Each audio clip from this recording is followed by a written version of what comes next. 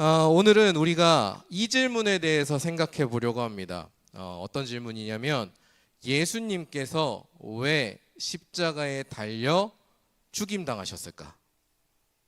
예수님께서는 왜 십자가에 달리셨을까? 이 질문에 대해서 생각해 볼 거예요. 누군가에게는 이 질문은 매우 뻔하디 뻔한 질문일 수 있습니다. 이 자리에 있는 우리들이라면 오랜 생활, 교회에서 신앙생활하고 복음에 대해서 들어왔다면, 그리고 복음에 대해서 제대로 한번 배웠다면 이 질문은 매우 뻔한 질문일 겁니다. 그리고 이 질문을 듣자마자 답이 나올 거예요. 아니, 나와야 돼요. 자, 여러분 답을 해봅시다. 예수님께서 십자가에 달려 돌아가신 이유는 무엇인가요? 이상한데? 불안하다.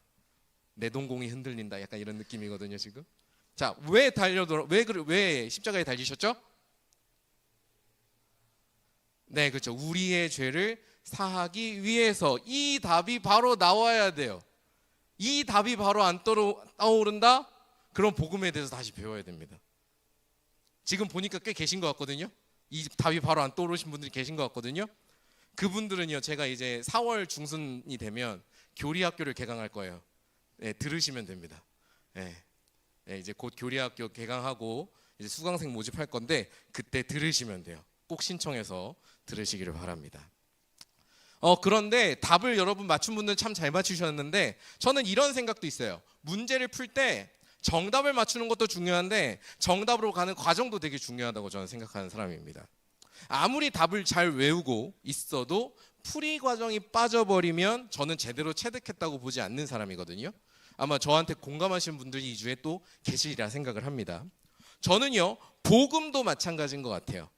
예수님께서 우리의 죄를 용서하시고 구원하시기 위해서 십자가에 달리셨다. 이 말은요, 정답이에요. 네, 정답, correct sentence예요. answer예요. 정답입니다, 말 그대로. 하지만 예수님이 사셨던 세상과 그분의 삶이라는 과정이 여기엔 빠져 있어요. 뭐가 빠져 있다고요? 과정이 빠져 있는데 그 과정이 뭐라고요? 예수님이 사셨던 세상과 그 세상에서 예수님이 사셨던 삶. 이게 지금 빠져 있다고요. 우리가요, 주님의 삶을, 주님이 살아가셨던 세상을 제대로 이해를 못하면요, 그분의 십자가를 제대로 이해할 수 없습니다. 그리고 이 십자가를 통해서 우리를 심판하시고 우리를 구원하시는 것 또한, 우리를 죄에서 해방시키시고 용서하시는 것 또한 제대로 이해할 수가 없어요. 그래서 오늘은 우리 사순절 세 번째 시간에 뭘 할 거냐? 십자가를 통해서 역추적해 들어가서 예수님의 삶과 그분이 살아가셨던 세상에 대해서 한번 들여다보려고 합니다. 그래서 그분의 삶과 죽음과 부활이 우리에게 어떤 의미를 갖는지 우리가 함께 생각해 보려고 하거든요. 그래서 이 시간에 우리가 말씀을 함께 나눌 때 여러분들이 예수님의 삶을 깊이 이해하고 또 그 삶을 따라가는 그런 마음의 결단이 일어나는 은혜가 있기를 간절히 소망합니다. 자, 우리 본격적으로 우리 예수님의 삶과 세상이라는 과정을 살펴보기 전에 오늘의 말씀을 다시 한번 읽어보면 좋겠습니다. 자, 어째서 예수님께서는 십자가에 달려 돌아가셨을까요? 오늘 요한복음 18장 36절에서요. 이거 예수님이 하신 말씀이거든요. 예수님이 이렇게 말씀하십니다. 36절의 말씀 같이 한번 읽어보겠습니다. 시작.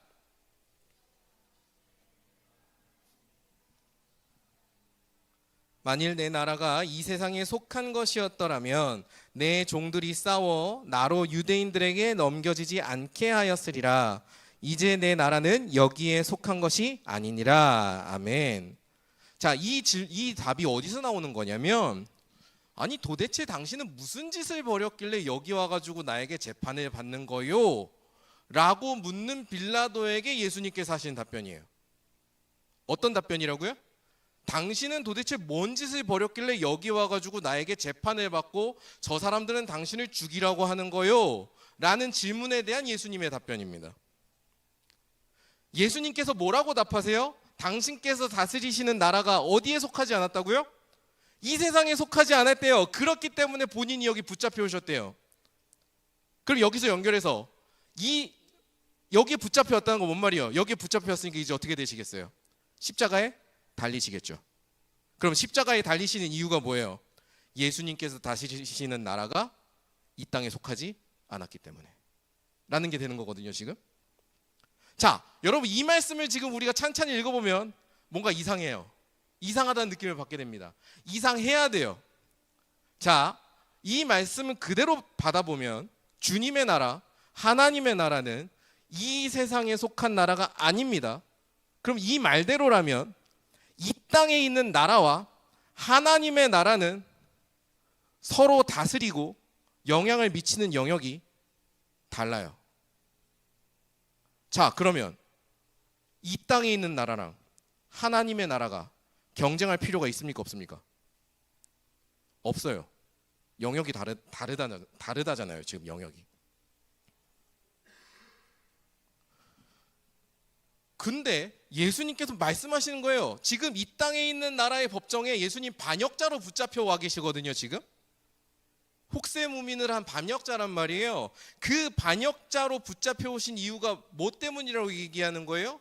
내 나라가 이 땅에 속하지 않았기 때문에 난 여기 반역자로 붙잡혀 있다 말씀하시는 거예요. 이 세상과 충돌할 일이 없는 나라의 왕께서 어째서 이 세상을 혼란스럽게 하신 분으로 십자가에 달리셔야 되는 겁니까? 여러분 여기 퀘스천 마크 달아보신 적 있으세요? 이거 되게 아이러니한 거잖아요. 우리 그 농구 선수가 있고 축구 선수가 있어요. 서로 싸울 필요가 별로 없어요. 딱 한 번 싸워요. 네가 힘드니 내가 힘드니 할 때. 그거 말고 싸울 일이 없다고요. 왜? 룰도 다르고 뛰는 공간도 다르고 잘하는 것도 다 달라요. 심지어 쓰는 것도 달라. 농구는 손 쓰고 축구는 발 쓰고. 싸울 일이 없어요. 근데 지금 그런 서로 영역이 다르다고 얘기하는데 지금 이 세상의 나라는 예수님을 두고 너는 이 세상을 뒤흔드는 반역자야 라면서 재판정에 불러온 겁니다. 십자가에 매달고 있는 거예요. 너무나 아이러니한 거죠. 이 아이러니를 이해하려면요, 제가 아까 말씀드렸던 과정을 봐야 됩니다. 예수님이 살아가셨던 세상과 그 세상을 예수님께서 어떻게 살아가셨는가, 이거를 우리가 봐야 돼요. 그리고 이제부터 그걸 들여다볼 텐데 여러분 나름대로 마음의 준비를 하시고 들어갔으면 좋겠습니다. 왜냐하면 우리가 생각하던 것들과 꽤나 다르고 때때로는 파격적인 것들이 있기 때문이죠. 자, 마음의 준비를 하시고 심호흡하셔도 좋고 마음을 이렇게 다스리시고 한번 가보도록 하겠습니다. 자, 예수님께서 태어나셨을 당시의 유대 지역은 참으로 괴로운 땅이었습니다. 왜 괴로우냐면 이 당시 유대 사람들은 이중의 착취에 시달렸어요. 두 개의 착취를 받고 있었다고요. 한쪽에는 이 당시 세상을 제패했던 로마 제국이 있었습니다. 이 로마 제국은 온갖 세금을 거두고 관리를 파견해 가지고 유대인들의 어떤 경제적인 삶하고 유대인들의 사회를 철저하게 통제하고 있었어요. 통제하고 있었습니다. 어느 정도냐면 유대인들이 자기 민족의 범죄자를 처벌하는데 자기가 못해요. 로마한테 부탁해야 됩니다.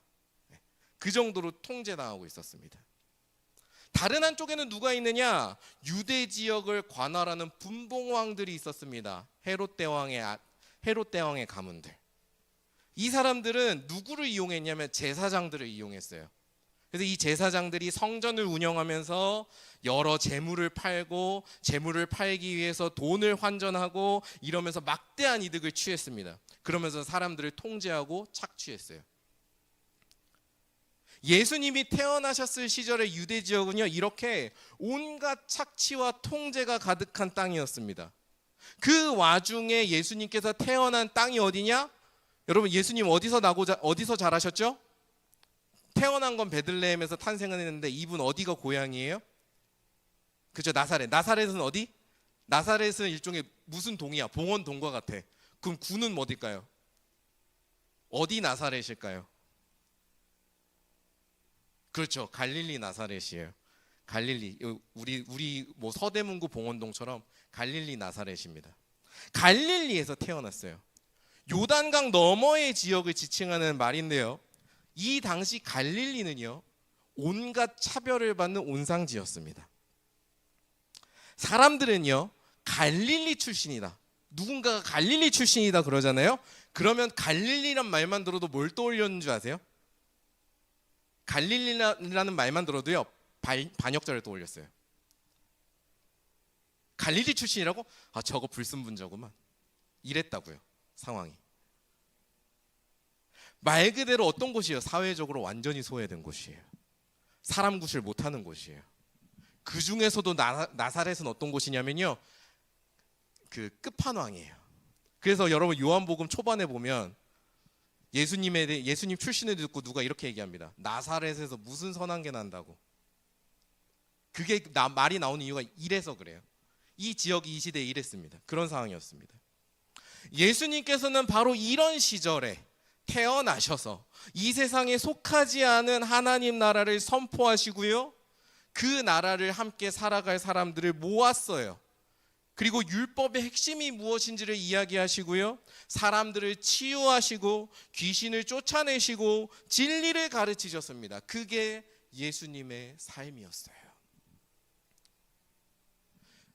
재밌는 것은, 흥미로운 것은, 또 놀랍기도 한 것은, 예수님께서 그렇게 이 세상에 속하지 않은 가르침을 막 전하시는데 바리새인, 제사장, 로마를 비롯한 모든 이 당시의 모든 권력자들이 이 예수님을 두고, 그리고 이 예수님이 하고 있는 이 세상에 속하지 않은 하나님 나라 운동을 두고,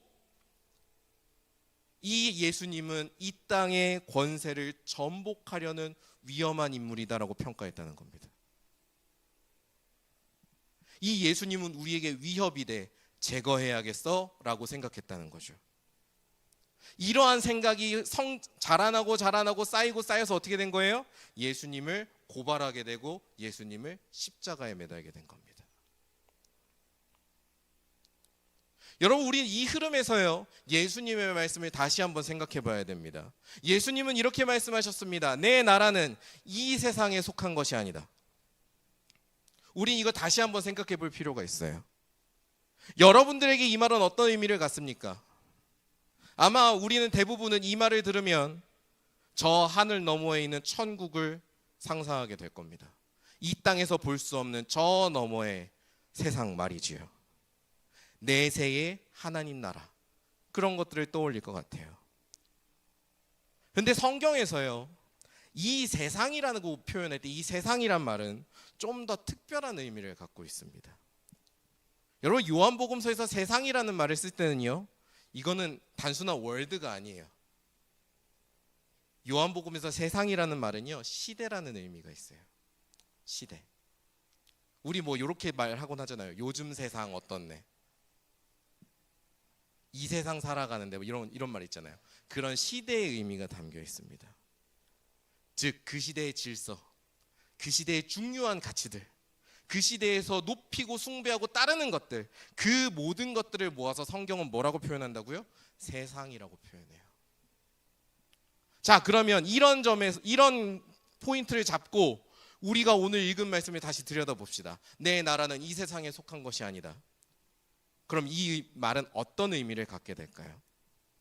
이 말씀은요, 단순히 하나님 나라, 예수님이 선포하는 복음, 예수님이 말씀하시는 천국이 이 세상과는 관련 없는 저 세상의 것, 혹은 우리가 죽어서 가는 어떤 내세에 있는 것, 그런 것이라 말하는 게 아닙니다. 그런 의미가 아니에요. 여러분, 오늘의 이 말씀을 풀어내자면 이렇게 읽어내야 됩니다.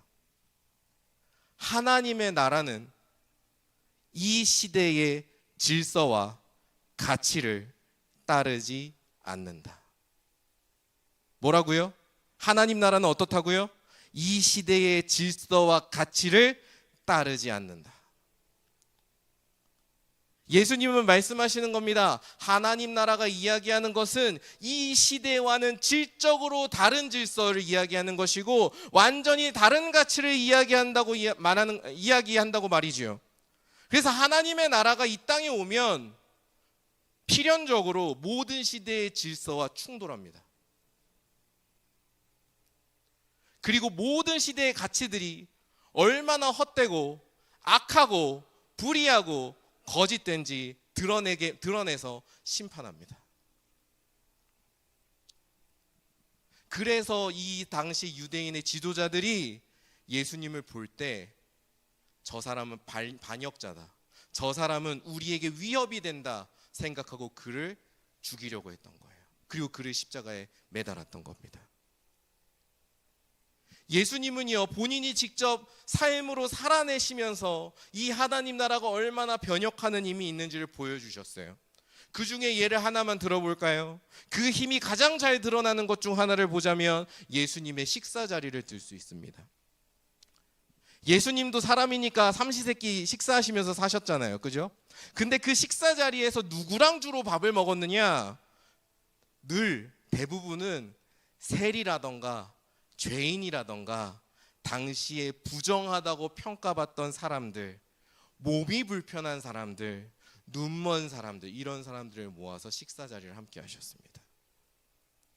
그런 자리를 얼마나 가지셨는지요. 예수님의 별명 중 하나, 어떤 별명이 있습니까? 누구의 친구?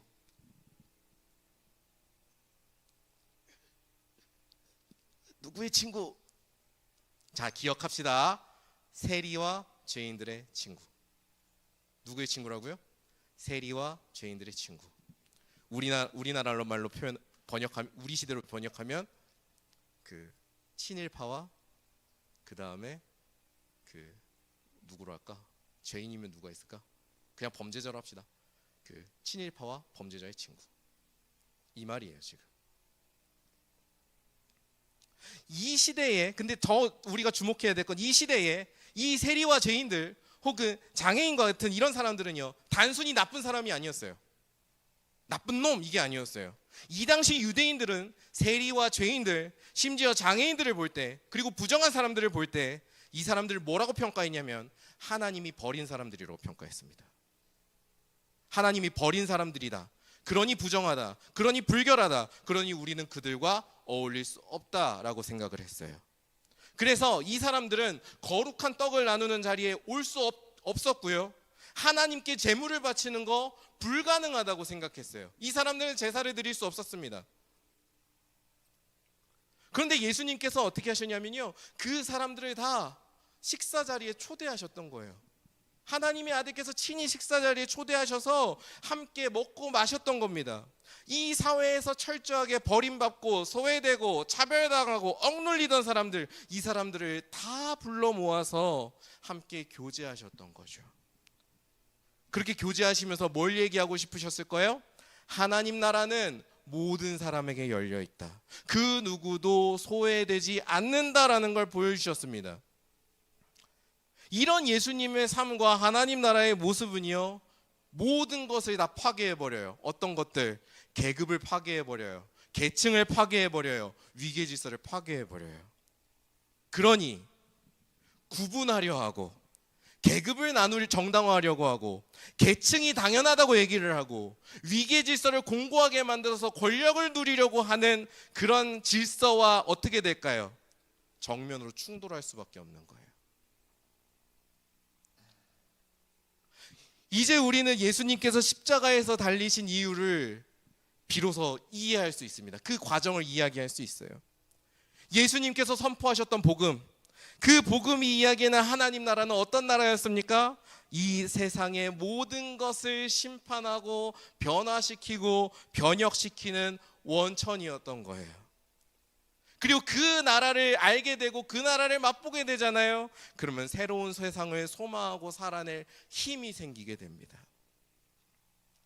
바리새인도 제사장도 로마 제국도 그 누구도 이러한 하나님 나라를 원하지 않았어요. 자기들이 옳다고 믿는 가치가 숭배받는 나라를 원했고요, 우리가 힘을 얻어서 우리가 옳다고 하는 것들을 펼치는 나라를 원했습니다. 그런 이들에게 이 모든 것들을 철폐하고 파괴하고 변혁시키는 하나님 나라는 견딜 수 없는 나라, 견딜 수 없는 것이었어요. 그래서 그들은 예수님을 십자가에 매달았습니다.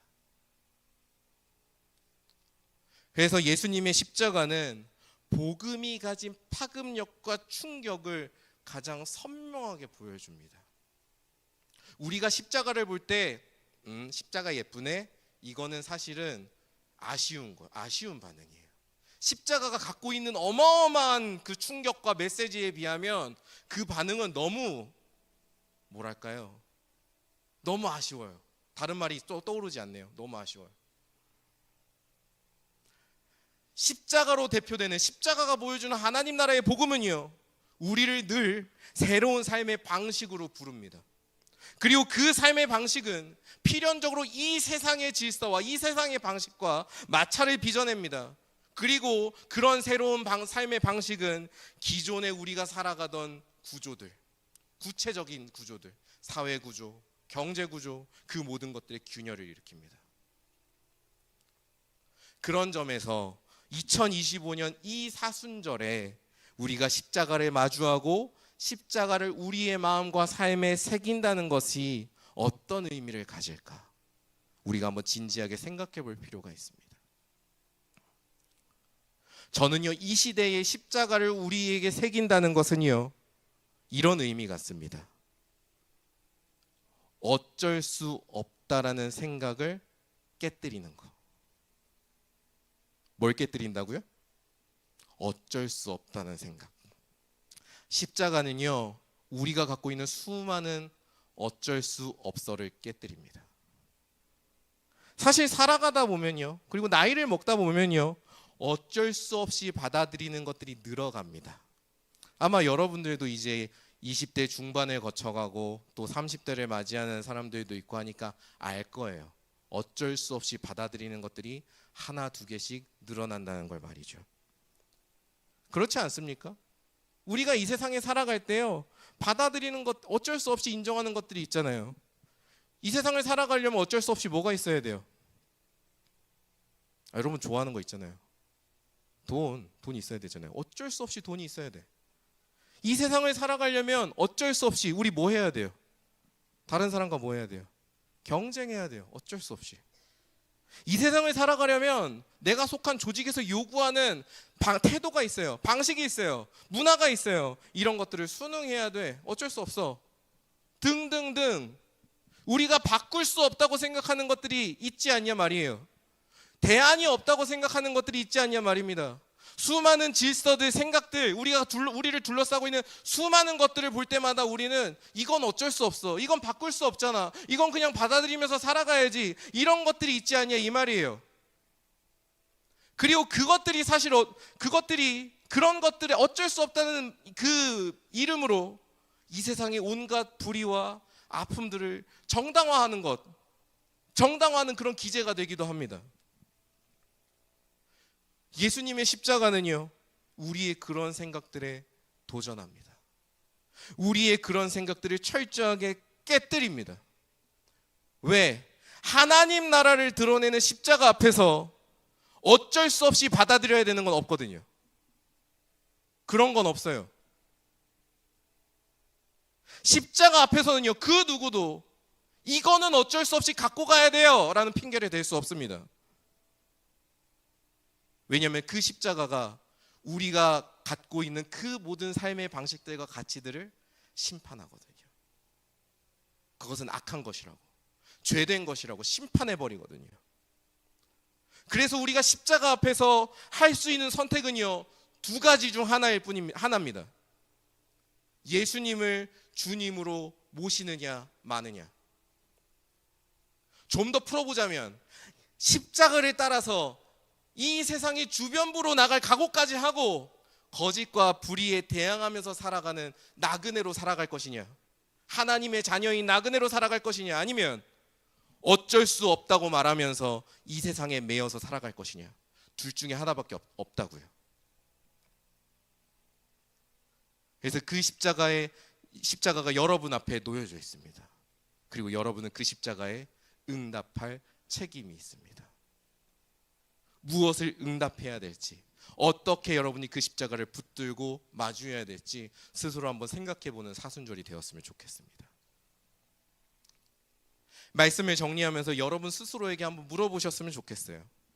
십자가의 주님을 따르시겠습니까? 이 세상에 속하지 않은 하나님 나라를 바라보시겠습니까? 물론 우리가 살아가는 세상이요 만만치 않아요. 제가 지금 이렇게 힘주어서 이야기하지만 저도 흔들립니다. 왜냐하면 이 세상이 만만치 않거든요. 예수님을 십자가에 매달았던 것처럼 하나님 나라의 질서를 따르면서 이 세상의 질서와 가치를 따르지 않는 우리를요, 세상은 가만히 내버려 두지 않을 겁니다. 그래서 우리는 여러 가지 고민을 갖게 될 거예요. 도태되지 않을까? 소외되지 않을까? 이러다가 내 삶이 너무나도 빈곤해지고 힘들어지지 않을까? 수많은 근심과 두려움이 우리를 엄습해 올 겁니다. 그리고 그 근심과 두려움이 십자가의 앞에 서려고 하는 우리의 마음을 계속해서 뒤흔듭니다. 그리고 계속해서 뒤흔들 거예요.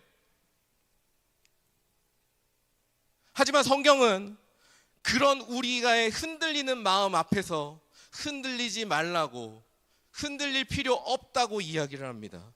사도 바울이 이야기하는 말씀이에요. 골로새서 2장 15절. 이 말씀에서 사도 바울은 확신과 소망을 가지고 예수님께서 십자가에서 이루신 승리에 대해 이렇게 노래합니다. 제가 읽겠습니다. 통치자들과 권세들을 무력화하여 드러내어 구경거리로 삼으시고 십자가로 그들을 이기셨느니라. 예수님께서요, 십자가에서 우리가 정말 대단하다고, 어쩔 수 없다고 말하는 그 모든 세상의 질서와 가치들을 무력하게 만드십니다. 이것이 얼마나 하찮은 것인지, 얼마나 별것 아닌 것인지 그렇게 구경거리로 만드십니다. 그들이 얼마나 악하고 허망한지를 예수님께서 십자가를 통해 드러내십니다. 우리가 이 말씀을 믿는다면, 이 말씀을 진심으로 받아들인다면 이제 우리가 어떻게 반응해야 될 차례일까요? 십자가를 바라보면서, 십자가에 달리신 하나님 아들을 바라보면서, 그리고 그 십자가에 달리셨음에도 부활하신 주님을 바라보고 의지하면서 이 세상의 불의와 거짓에 맞서는 삶을 살아야 될 차례입니다.